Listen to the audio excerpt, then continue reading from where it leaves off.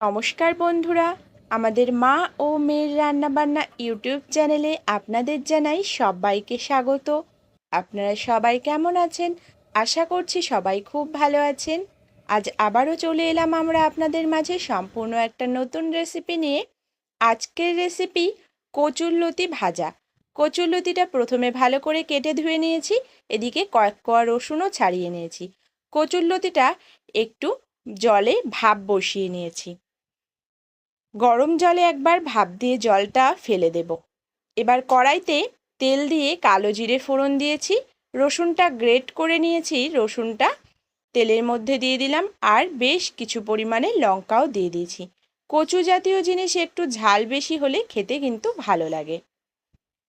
এবার দিয়ে দিলাম ভাপিয়ে রাখা কচুর লতিগুলো।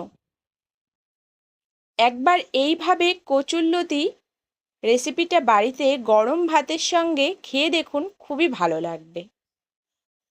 রেসিপিটা সাধারণ কিন্তু এর স্বাদ অসাধারণ।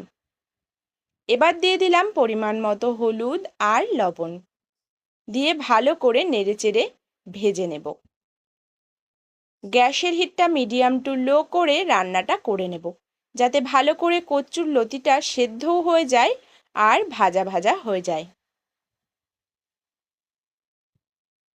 ঢাকা দিয়ে দিলাম, ঢাকা দিয়ে বেশ কিছুক্ষণ রেখে দিয়েছি। এবার খুলে দেখে নিচ্ছি।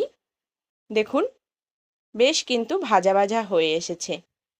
আমি একটু খুন্তি দিয়ে চেক করে নেব যে কতটা সেদ্ধ হয়েছে। দেখুন, ডাটাগুলো কিন্তু বেশ গলে যাচ্ছে।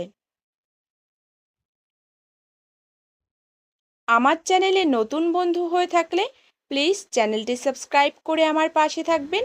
আমার রেসিপি আপনাদের কেমন লাগে কমেন্ট করে জানাতে একদম ভুলবেন না। রেসিপিটি একবার বাড়িতে ট্রাই করার অনুরোধ রইল। রান্নাটা সম্পূর্ণ হয়ে এসেছে, নেড়েচেড়ে নামিয়ে নেব।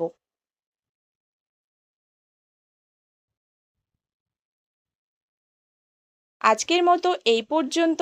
দেখা হচ্ছে অন্য কোনো রেসিপিতে। সবাই ভালো থাকবেন, সুস্থ থাকবেন।